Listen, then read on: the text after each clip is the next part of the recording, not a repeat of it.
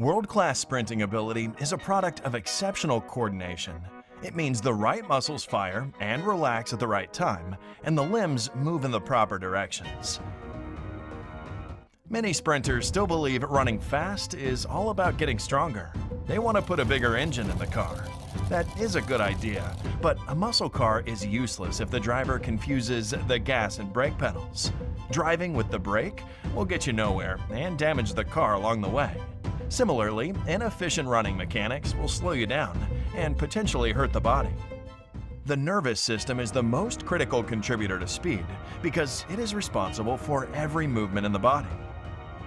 The best sprinters are not those who are the strongest and the most explosive.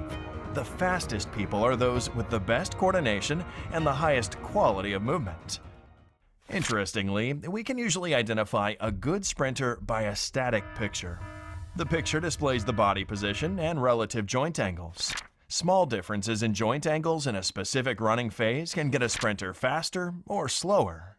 The average sprinter usually spends about 50% of the race in contact with the ground, which is about 5.5 seconds for an 11-second sprinter. In comparison, Usain Bolt's ground contact time was less than 4 seconds during his world record performance. Every sprinter wants to spend the least time on the ground, but short contact time means nothing without applied force, so the sprinter should push quickly and very hard.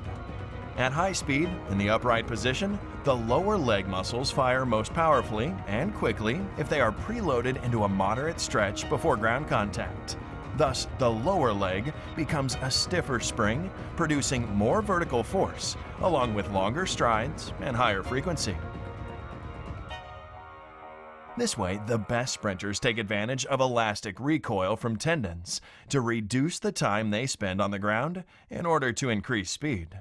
When the sprinter touches down, proper alignment of the head, spine, and hips, all the way down to the feet, will transfer spring-like force into the ground without energy leaks. Just as blocks that are well stacked can resist gravity from pulling them down, the upright sprinter has the advantage, since he can hold his running form with minimum muscular effort. By contrast, a forward lean will negate all the strength and power in the hips, as the bent knee will absorb the applied force rather than return it. The sprinter will lose speed and spend twice as much energy doing so. In the latter part of the race, the more downward force the sprinter applies, the faster he can run. And that's why the fastest athletes have their knees together at touchdown. They make a very short and powerful downward push, which facilitates a quicker forward leg swing. When a sprinter reaches top speed, he can't do more rather than relax and trust his form. Still, in big finals, people tend to overdo things. They apply force much longer than necessary, turning the effort into a horizontal push.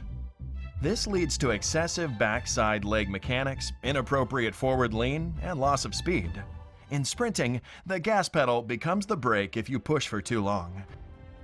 The human body is extremely adaptable. It will literally do whatever you ask of it. The nervous system can be programmed much like a computer to do the impossible. Because the mind controls the body, and the mind is unlimited.